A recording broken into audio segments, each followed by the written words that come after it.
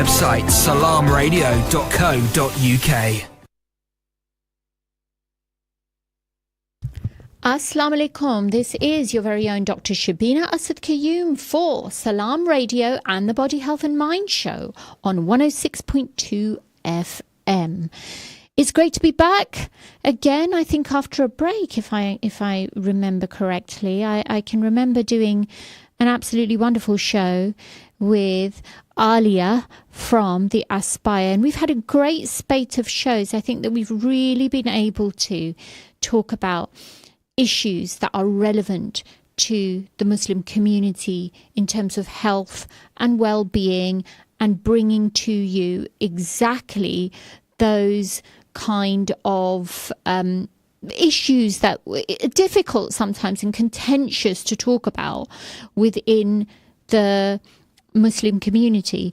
And this is what this show is all about. It's all about integration, building bridges, having those open conversations, and simply helping people, because often you will get shows that give you information about various aspects. And not to forget, and I always say this every week to you listeners, that the majority of people that work in the radio and our presenters do so in their own time. We're volunteers, all of us. We all have great intentions behind us, and we've got a great set of directors who really want to make this work, and it will only be successful when we have wonderful people like yourself who listen.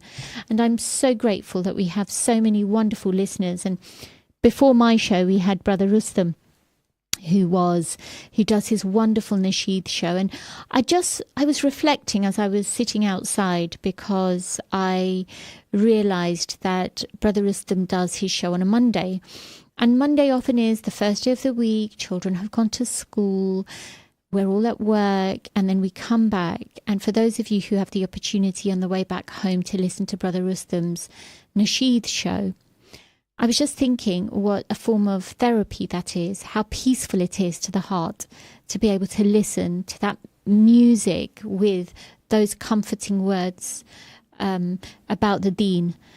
And long may this continue. I'd really like to just take a moment to reflect upon that and the things that give us peace, small things in life, just ensuring that our well-being is taken care of and everything. So yeah, it's great. And it's great to see that you had a wonderful show. I always do say salam to him, but I've actually never given him a shout out. So yeah, for Brother Rustam, this show is dedicated to you, because you come on every Monday and it's the busiest day of the week, I would say, and you always give us a wonderful show. Now, I was thinking on what to do in terms of speaking about. It's been a while, hasn't it, on those sort of particular issues. I've spoken about contentious issues. We've spoken about domestic violence. We've spoken about drug addiction and alcohol addiction as well. And we've also spoken about fostering within the Muslim community. So I wanted to do something that was a bit more clinical. And everybody's seen that the weather has become a little bit more cold. And I really wanted to talk about the airways and how our airways become affected as well. So I'm going to talk about asthma in today's show.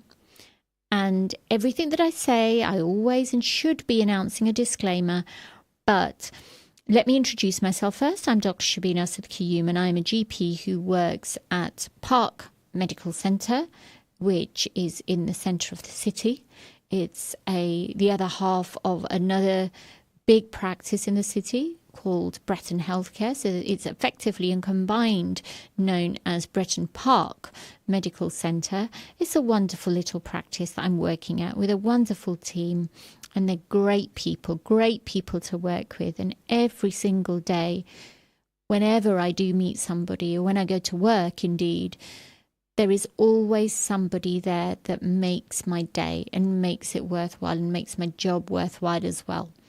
And I value that. I really do. And it takes only one person to make you feel valued. And I think work and where I'm working at this moment in time is definitely a great place to be in. So I'm really happy that I have such a great place to work in.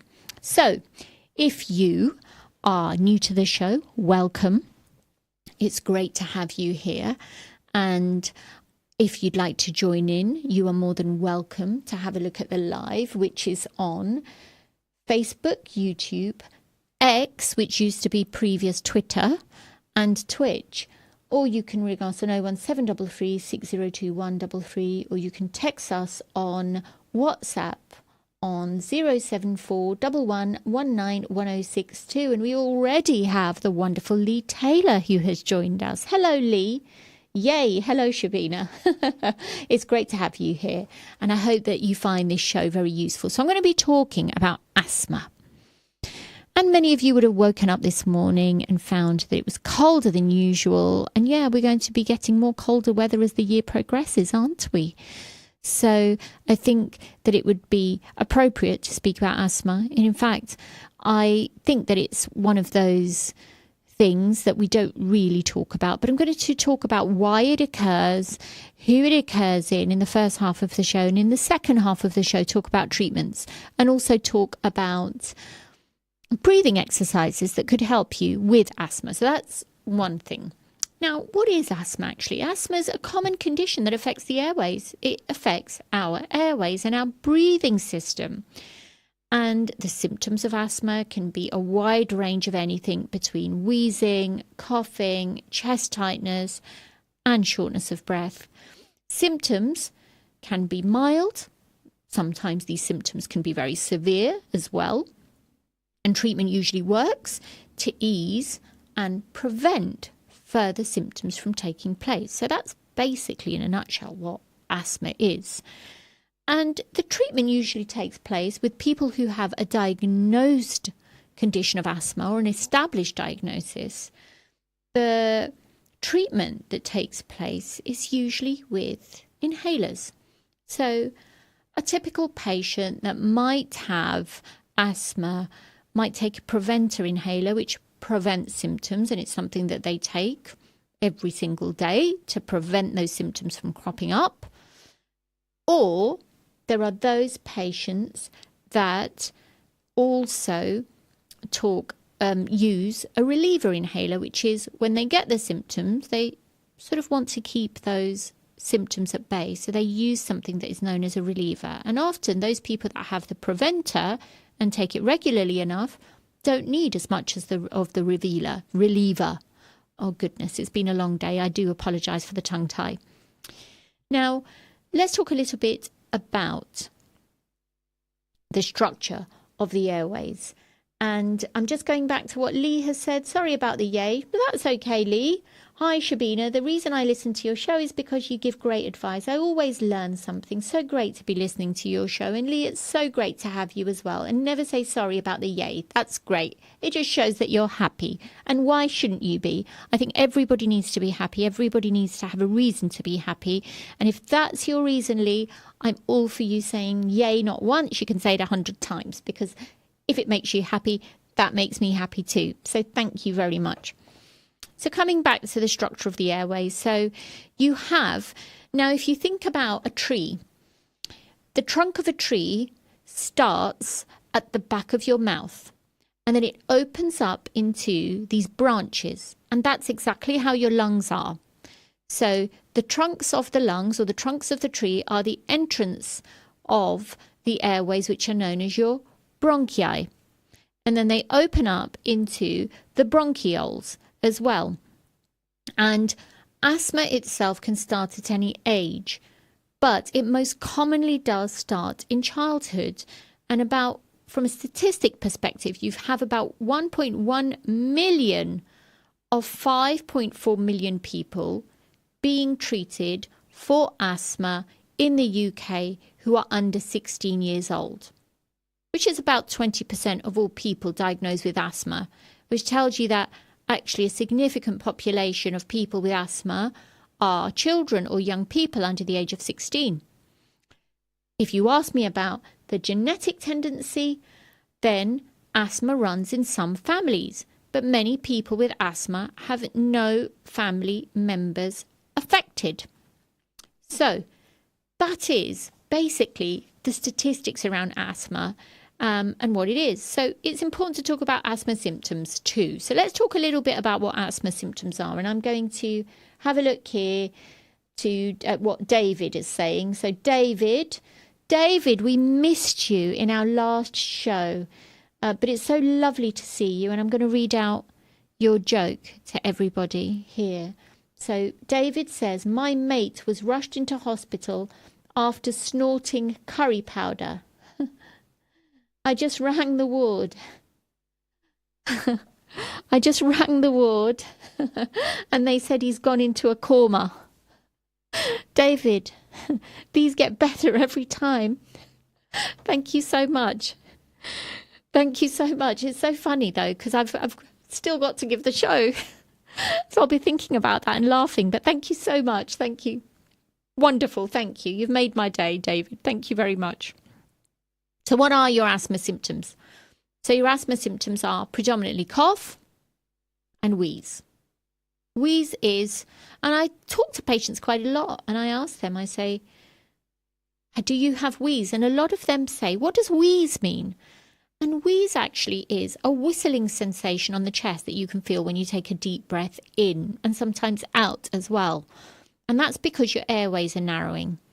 And it's because of that that some people can become breathless and also have a feeling of chest tightness. So all of these symptoms combined are symptoms of asthma. And the typical symptoms are, because every person who has asthma has a variation of symptoms from person to person, depending upon who you are and what type of asthma you have and whether you have treatment or whether you don't, or whether you have your treatment regularly or not. And the typical treatments, typical symptoms, if you have mild untreated asthma, they occur from time to time. So you might develop a mild wheeze and a cough if you have a cold or a chest infection. You may also get mild symptoms during hay fever season. So there are seasonally associated asthma symptoms as well. And this could also take place when you're exercising too.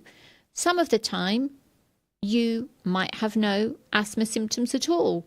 So a child with mild asthma may have an irritating cough each night, but he might often be fine during the day. He or she might often be fine during the day. So it's important to understand that asthma varies from person to person.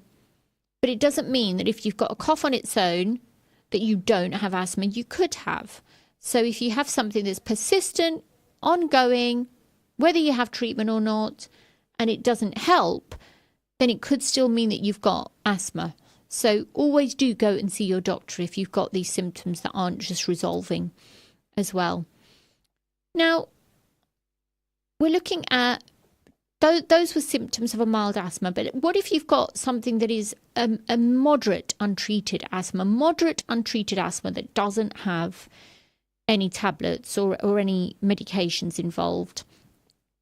You will have episodes of wheezing, I was talking about whistling on the chest, and coughing from time to time, and sometimes you become breathless. You may have spells, sometimes long spells without symptoms. However, you tend to be wheezy for some of the time on most days. Okay, that's key here, that you will be wheezy for some of the time on most days as well. But symptoms are often worse at night time or first thing in the morning. You may wake some nights coughing or with a tight chest. And young children may not have typical symptoms. And it may be difficult to tell the difference between asthma and recurring chest infections in young children. So be very wary and mindful of that. So what are the symptoms of a severe attack? And it's important that we lay out mild asthma, moderate asthma, and severe asthma symptoms so that you know. So somebody has moderate asthma, like I've said, will have wheezing typically on most days, worse at night. Mild asthma symptoms, maybe at night time, but will be fine during the day. And now we're coming to severe symptoms. And if you have a severe asthma attack, you become very wheezy, you have a very tight chest and have difficulty in breathing. So you actually do struggle to breathe. And you might find it difficult to talk because you are so breathless. So severe symptoms may develop from time to time.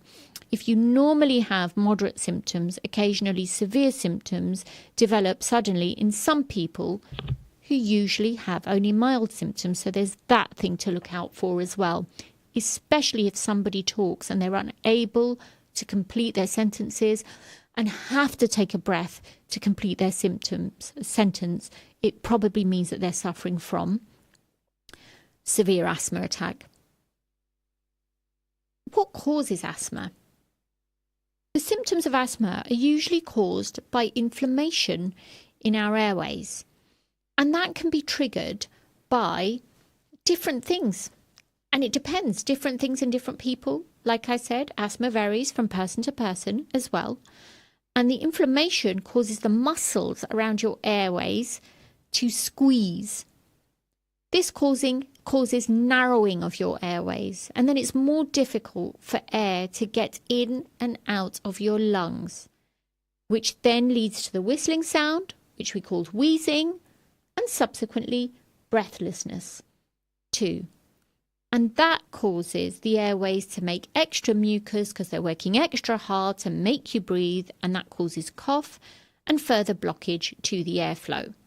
So once somebody develops asthma, it can be very difficult because the lungs working extra hard, the circulation is going to try and make up the lung for it to work extra hard, and that can create extra mucus, which can make deep breathing more difficult.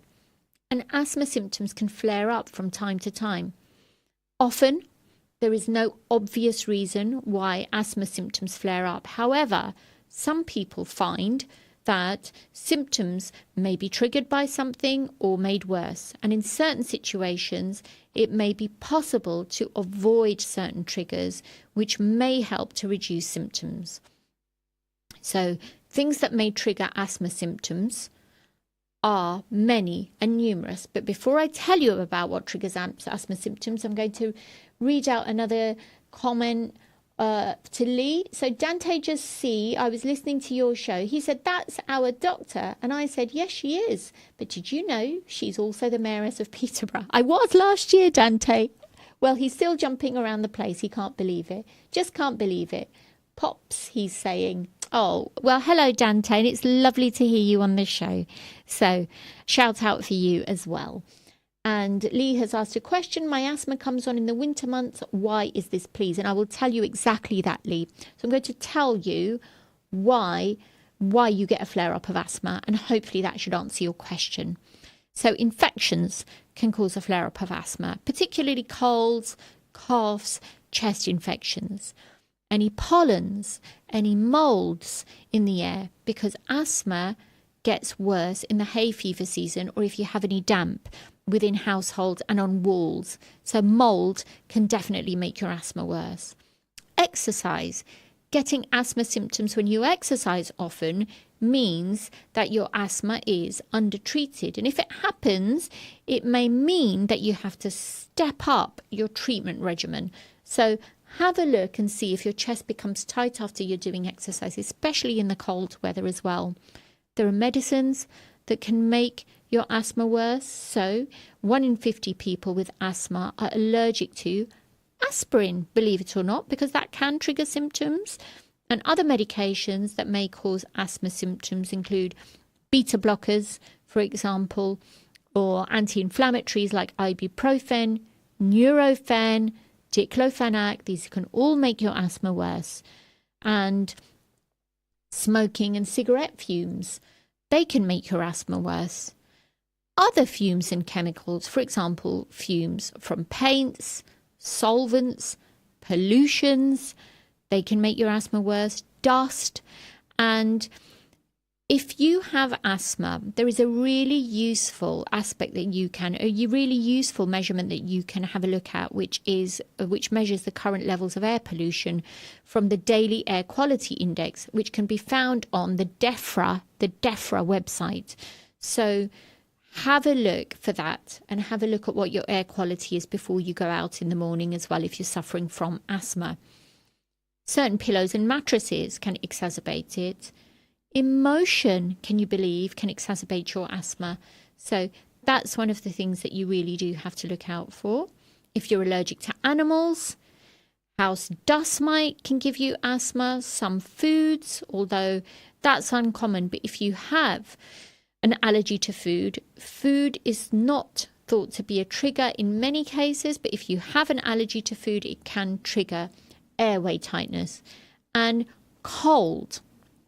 So the cold can automatically make it hard for you, make you work harder when you're breathing, and that can then produce mucus because your airways are exposed to the cold, and in order to try and warm the airways up, mucus is produced, makes them tight, and that is how you can get the asthma too. So that's in relation to the cold weather.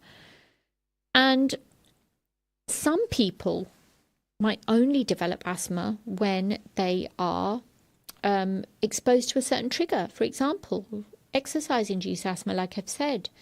And only those people develop symptoms when they exercise, and the rest of the time they're fine. And another example is when people develop asthma when they are exposed to certain chemicals. So there are lots of things to think about in terms of asthma and having a diagnosis, and seeing whether there's anything in your environment that can make your asthma worse if you have been diagnosed with it. So it's really important. House dust mite. I've seen lots of patients who suffer from asthma as a result of house dust mite, and often I advise patients to vacuum regularly. Avoid thick pile carpets because the fibre from them can also harbour house dust mite.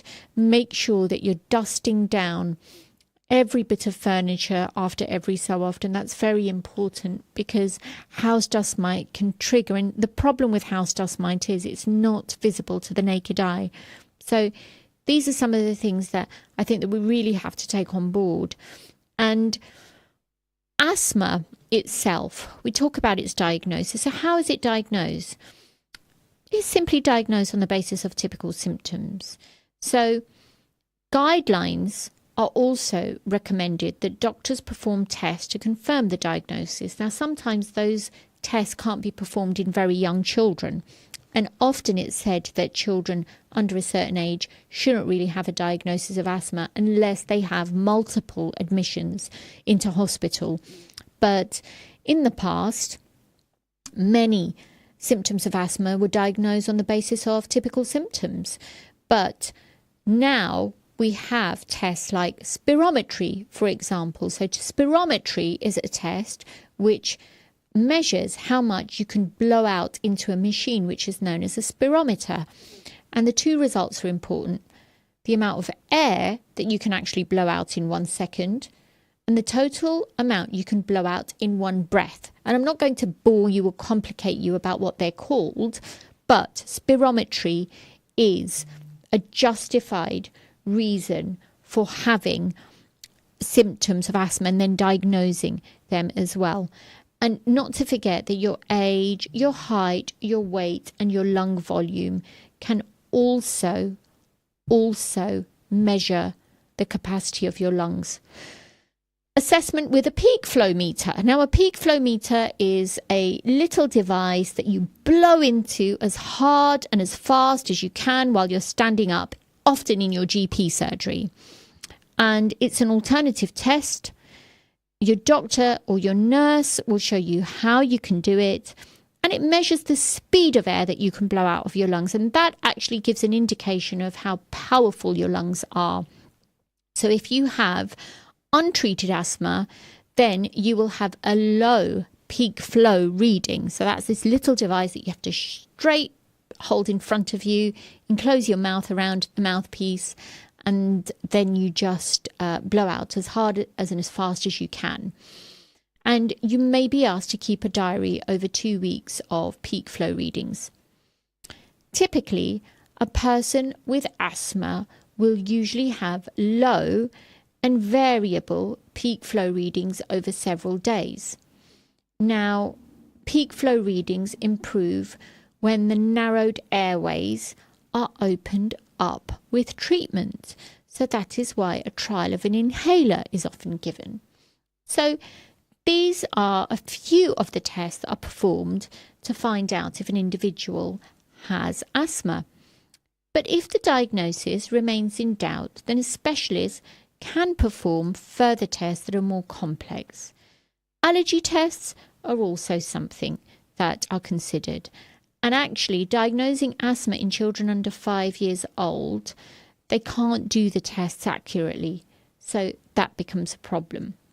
Now, when you come back after the break, we will be discussing the treatments for asthma. We're not just going to talk about medicine. We're going to talk about breathing exercises and how you can improve the efficiency of your lungs if you have asthma. So don't forget to come back after the break. Stay tuned to Salam Radio after this short ad break.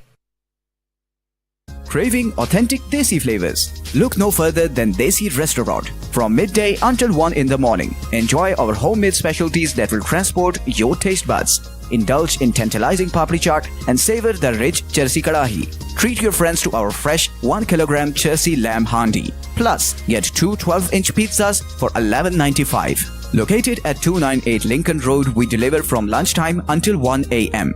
Call 01733 555 795 now to order and experience Desi Restaurant's flavors.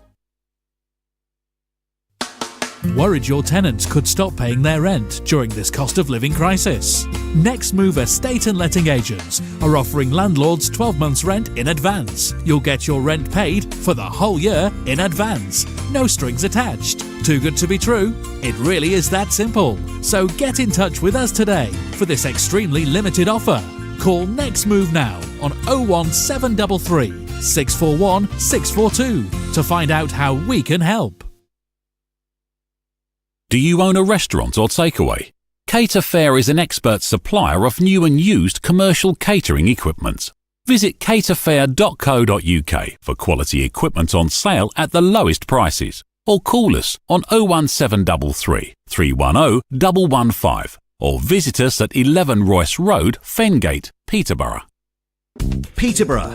Who said good quality fried and grilled chicken has to be expensive? At Sam's, we take pride in every piece of chicken that leaves our kitchen. Just one bite of our chicken or burgers is all it takes to realise we are the best. Visit us at our brand new place at 333 Lincoln Road, PE1 2PF. Or order a delivery through Just Eat, Uber or Deliveroo. Sam's, the home of great tasting chicken for over 30 years. Are you a savvy shopper searching for the best food deals? Look no further.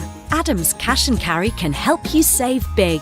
We're not just a food wholesaler for takeaways and restaurants. We also welcome household customers at our warehouse in Westwood, Peterborough. Visit our website and enjoy wholesale prices on everything from drinks to flour, rice to burgers and much more. To shop, go online and collect in store. Visit adamscashandcarry.co.uk today to start your savings spree. Bite into something wonderfully tasty at Big Mouth, 349 Lincoln Road in Peterborough. Eating in for takeaway or delivery, Big Mouth now have a delicious new menu full of all your favourites. Crispy fried chicken, juicy smashed burgers, finger-licking peri-peri chicken, handmade pizzas, quality doner meat and so much more. So visit the family-friendly Big Mouth restaurant for fantastically fresh food. Call 01733 201020 or visit getbigmouthonline.com.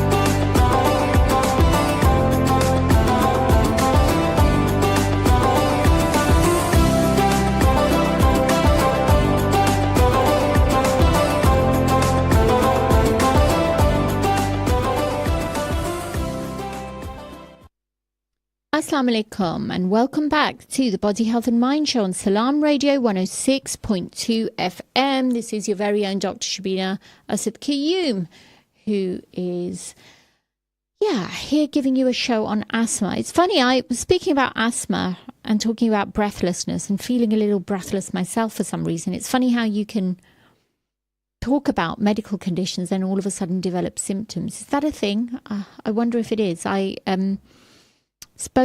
can remember once upon a time about eczema and allergy and rashes and things, and started feeling itchy as I was leaving the studio. But that's just something said in jest, tongue in cheek. So before the break, we were talking a little bit about what asthma is, how the airways are constructed, the different types of asthma, mild asthma, moderate asthma, asthma that's severe, how asthma is diagnosed, what the symptoms are.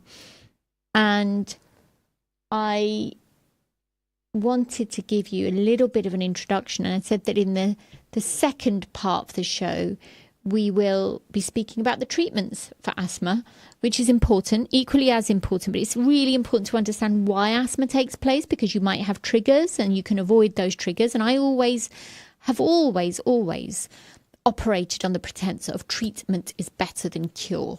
So that's one thing that we unequivocally need to support and talk about, that treatment is better than cure. Because if you can prevent something from happening in the first place, then why not go ahead and do that?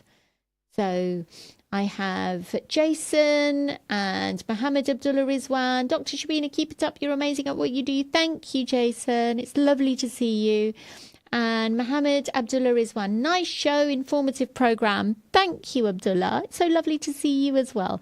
Don't I have such wonderful people who listen to the show, who make life happy? And that's what it is. It's about keeping those people close that make you happy. And you all make me happy. So thank you very much. Thank you. Now, when we talk about treatments, the treatments for asthma are that for most people who have asthma, the symptoms can be prevented by eliminating any trigger factors that you identify that can be removable. For example, we've spoken about food. We have information that sometimes various molds, spores, house dust mite causes your asthma. That can be avoided. Abdullah says, I have asthma information. That's wonderful. And I hope that you listen to it and follow it too, Abdullah. And inhalers. Now, most people with asthma are treated with inhalers. Inhalers deliver a small dose of medicine directly to the airways. The dose is enough to treat the airways. However, the amount of medicine that gets into the rest of the body is small. That is why side effects are quite unlikely if you have inhalers. And the amount of medication that we take is regulated as well. But there are lots of different inhalers, and different inhalers suit different people. And a doctor and a nurse can advise you on what inhalers you're supposed to take as well.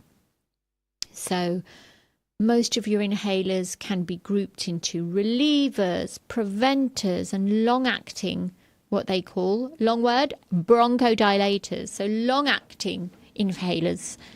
And these are medicines that keep the airway open for a longer time, and that is why they are called that as well.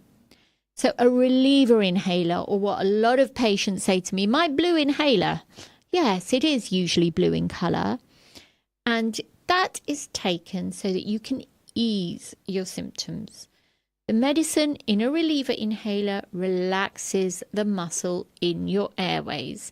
And this makes the airways open up wider, and symptoms usually very quickly ease with that. But there is a way to take it. So for those of you that are listening, it's obviously going to be difficult for you to imagine, but I do need you to imagine this. I'll talk to you about the preventer inhaler, and then I will tell you how to take your inhaler, or the methodology of taking your inhaler. And a preventer inhaler is taken every day to prevent symptoms from developing. And the medicine commonly used in a preventer inhaler is a steroid. There are various brands of steroids. Steroids work by reducing the inflammation in the airways. And when the inflammation has gone, the airways are much less likely to become narrow and cause symptoms.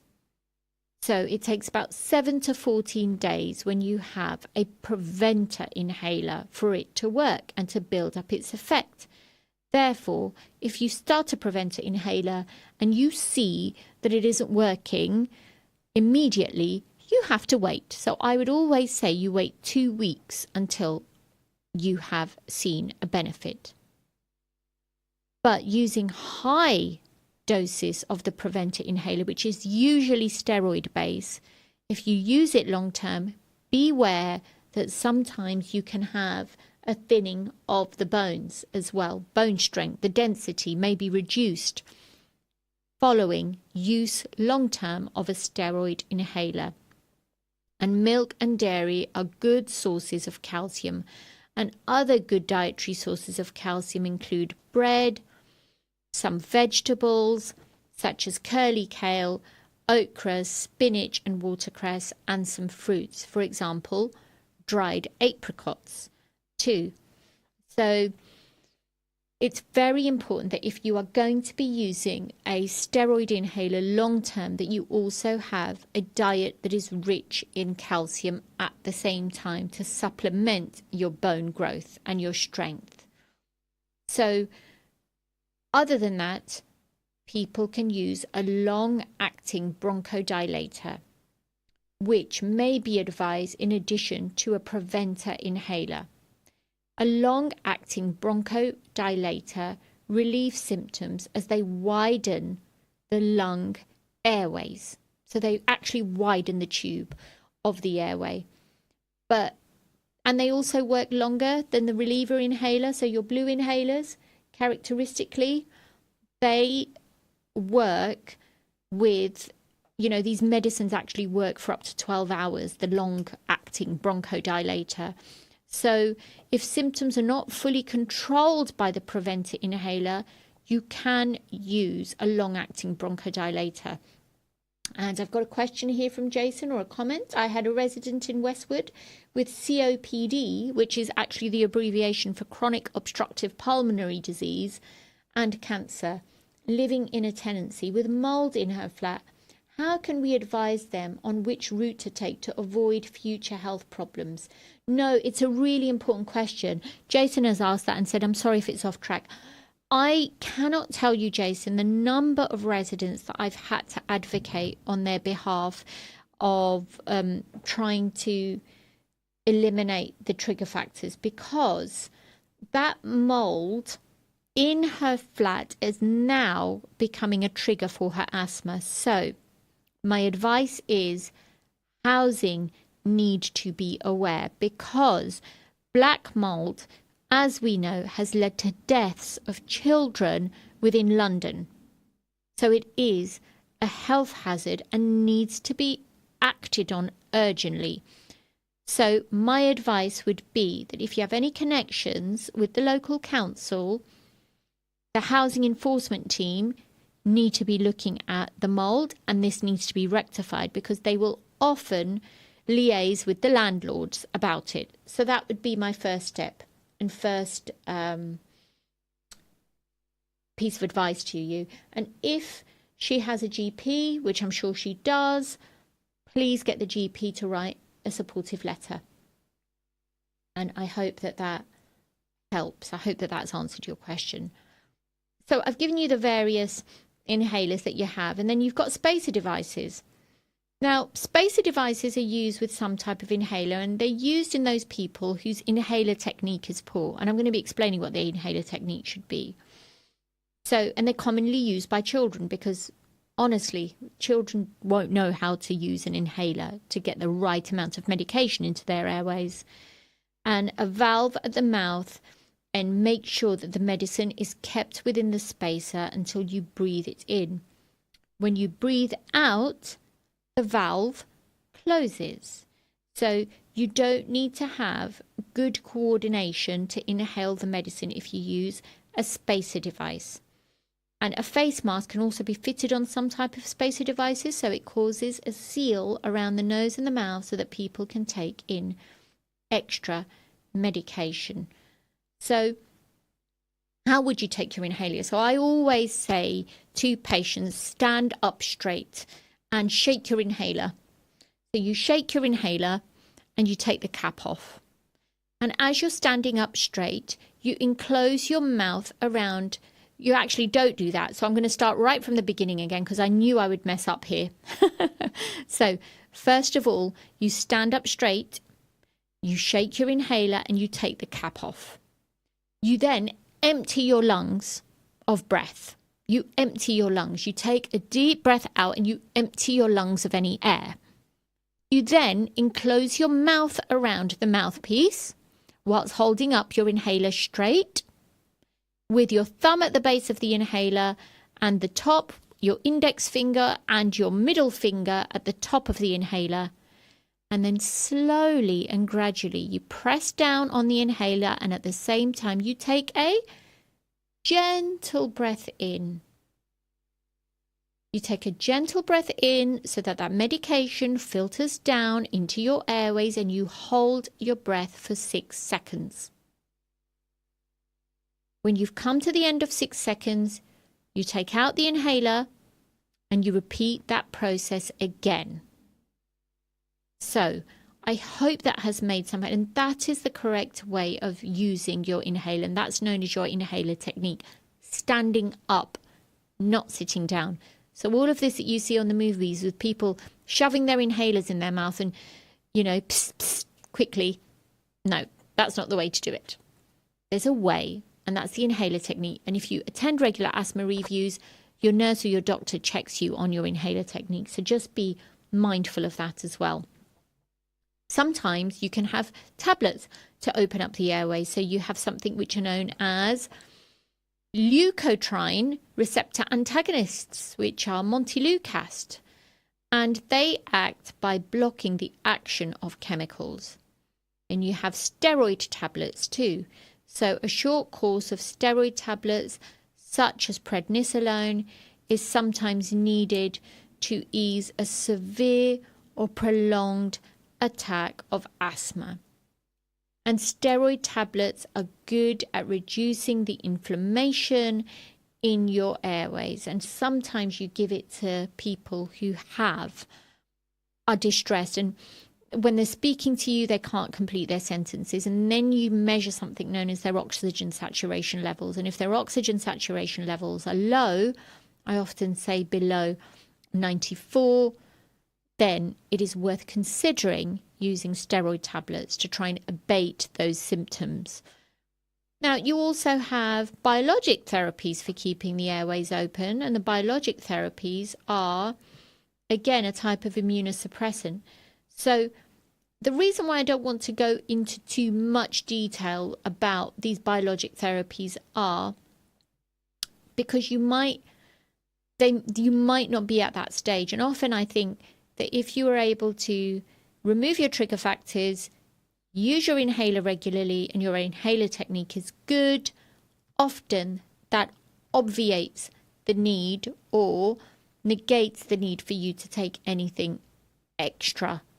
But that will be judged by your GP or your specialist if you're under anyone. Now, a typical treatment plan for asthma is that a preventer inhaler is taken each morning and at bedtime, and you've got a good inhaler technique, you don't need anything else. A reliever inhaler sometimes is needed now and then. For example, now where the weather has become a little bit more colder, if exercise and sport are something that make you breathless, then yes, you need a reliever inhaler. And some people add in a long-acting inhaler too. So these are things that should be considered. Now, I'm going to talk a little bit about breathing exercises. And there is a lot of people ask me, will asthma go away? And the truth is that there's not really a one-off cure for asthma. That we've got to be honest about this. However, half the children who develop asthma grow out of it by the time they're adults. So that's encouraging to know. And for many adults, asthma is variable, with some adults having good spells and some adults having not so good spells. And some people are worse in the winter months and some are worse in the hay fever season. And although it's not curable, asthma is still treatable. So stepping up the treatment for a while during bad spells can often get rid of symptoms. So it's important to recognise when your symptoms deteriorate. But I often say to patients it's more important to make sure that you're having your asthma medication on time as well. Does asthma go away? We think that asthma, like I said, does go away. But when you're an adult, it might be that you might have to live with it because it comes on later in life. And that's why it's important not to underestimate it as well. Because we have such great management treatments, it can sometimes make people feel complacent about treating their asthma. And this then leads to the belief that asthma is mild and even a trivial condition. And when asthma goes wrong, it can go wrong very quickly. I'd like to stress that as well. And I'm going to give you some horrible stats, which I don't like talking about death at all, but deaths from asthma are rising. Now, more than 1,400 people died from asthma in 2020, which was an increase of 4% over the previous year. So I just want you to think about that. And always attend your asthma reviews. That's part of what it is. Well, as we're moving on, and if you've just joined us, I'm Dr Shabina Asad Qayyum for the Body Health and Mind Show on Salam Radio 106.2 FM. Drop in your questions whilst I'm giving the last part of the show, which is about breathing exercises. Now, with breathing exercises, there are various exercises that can help you improve the efficiency of your breathing. And I'm going to teach you a number of those breathing exercises. So the first one is called diaphragmatic breathing. And how you address this with diaphragmatic breathing, how do you perform diaphragmatic breathing? You lie on your back with your knees bent and a pillow under your knees. Alternatively, you can sit up in a chair. You place one hand, for example, your right hand, flat on your upper chest, and the other hand you place on your stomach. And you breathe in slowly through your nose. And you breathe out slowly through your pursed lips. So breathe in through your nose and breathe out through your pursed lips. And keep practicing the technique until you're able to breathe in and out without your chest moving. So that's a real technique to think about. So try to breathe without your chest moving. So if you can do that, then you're strengthening the muscles to help you breathe. Then there's something known as nasal breathing. Now, some studies have linked mouth breathing with more severe asthma symptoms. And the advantage of breathing through your nose is that it adds warmth and humidity to the air, which can help reduce your asthma symptoms. And that's really interesting. And isn't it such a wonder of creation that something as small, or if you've got a big nose like me, can control the severe asthma symptoms. And breathing through your nose slowly can cause asthma symptoms, can prevent asthma symptoms. So then we have a method that is known as the Papworth method. Now, the Papworth method has been around since the 1960s, and it combines several different types of breathing with relaxation training techniques, and it teaches you how to breathe slowly and steadily from your diaphragm and through your nose. And how you would do it is, I'd like you to actually Google the Papworth method, and this also helps you control stress so that the stress doesn't affect your breathing. And there is considerable research that has found that this technique helps with easing breathing symptoms and improve the quality of life in people with asthma. So you've got your Papworth method, you've got your nasal breathing method, and you've got your diaphragmatic breathing as well. The fourth type of breathing is known as your Buteyko breathing. So you're probably asking, what does Buteyko mean? Now, Buteyko breathing is obviously named after somebody called Buteyko, who is actually a Ukrainian doctor who developed the technique during the 1950s. And the idea behind it is that people tend to hyperventilate, to breathe faster and more deeper than what they need to. And rapid breathing can increase symptoms like shortness of breath in people with asthma. So Buteyko breathing is you breathe normally for a few minutes. And after a relaxed exhale, hold your breath by using your index finger and thumb to plug your nose. Retain your breath until you feel the urge to breathe, then inhale. So, you exhale, plug your nose.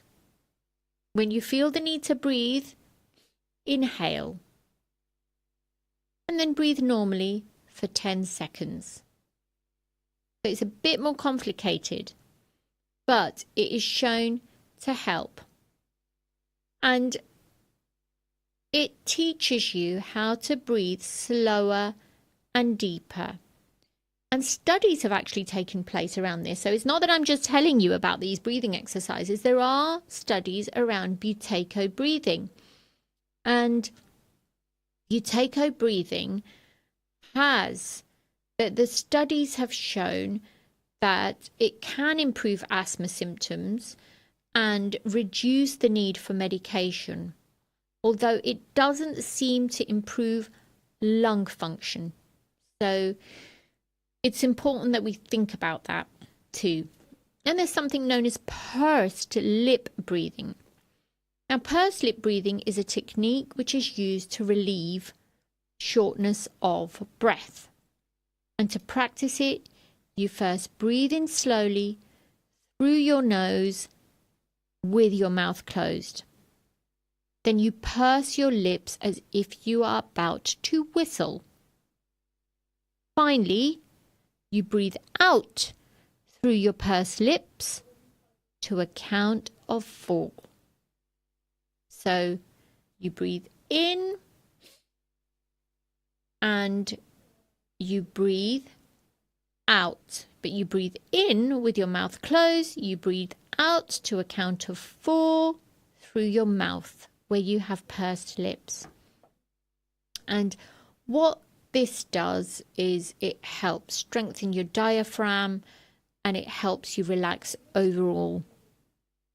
And the other form of breathing that we have, which is the last one, is yoga breathing. Yoga is very useful and it combines movement alongside deep breathing.